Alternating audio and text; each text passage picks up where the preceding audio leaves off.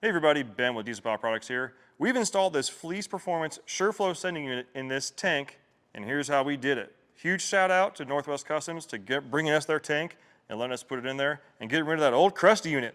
Look at that thing. This is way nicer. Let's see it.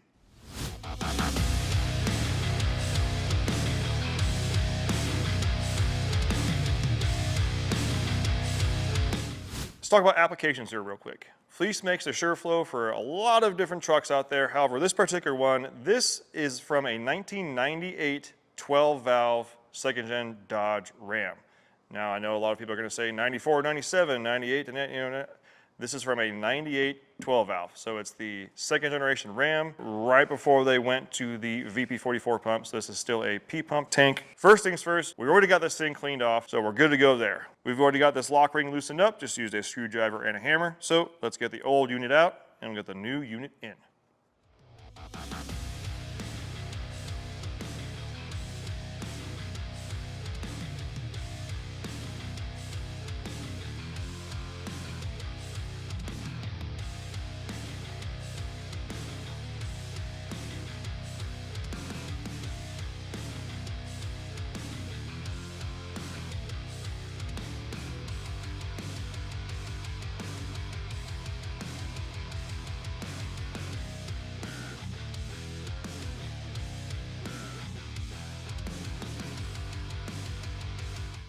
All right, so we've got the old sending unit out of the tank. As you can see, it's got plugins for everything that your stock one had. We've got the hoses here and the electronics right here.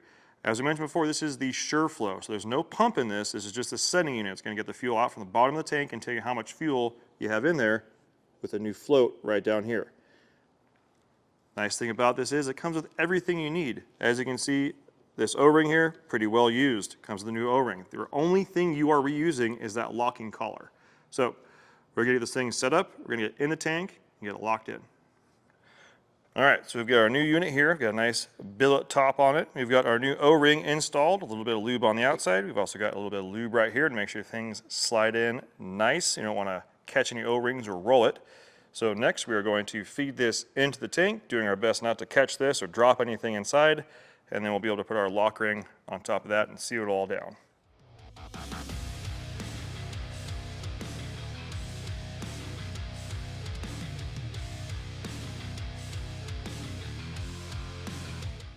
As you get to this point here, you may be wondering, why is this sitting up so tall? Well, the bottom basket is spring loaded to accommodate for different size tanks. So all I gotta do is give it a little push down, and it'll be good to go.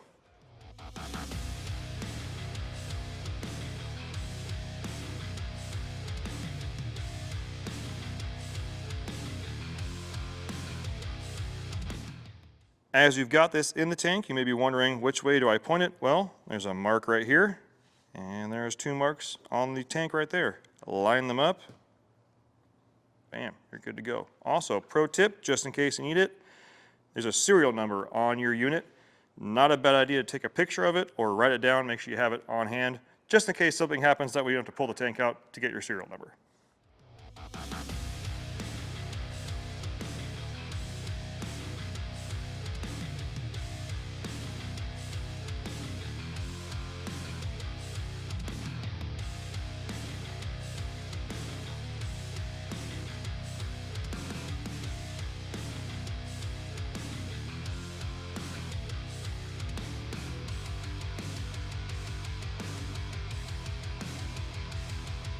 Before you say it, yes, I do know they make specific tools to take this collar on and off, but like most of you, I don't have one, so we're using hammer and a screwdriver.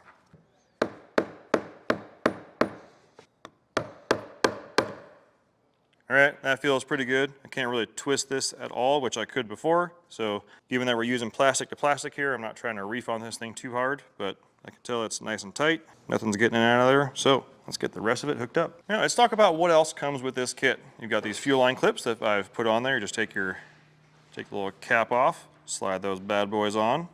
So your feed and return line there. We've also got the electronics. Comes with an adapter, which you can use with the instructions.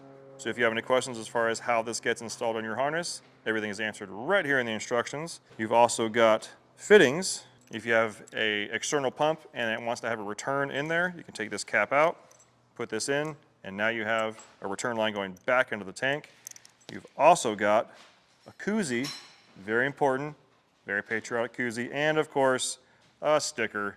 Always got to have a sticker with a high quality product. One thing I do also want to note on here is this particular tank has a sump on there.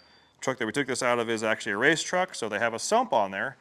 Most of you are not going to have a sump, but if you do and you are using this, you no longer need the sump, so you can actually take those hoses off and just cap them, and you'll be good to go. If you have any questions on this, feel free to reach out. We have sales technicians on the phone 6 a.m. to 6 p.m. Pacific time, Monday through Friday.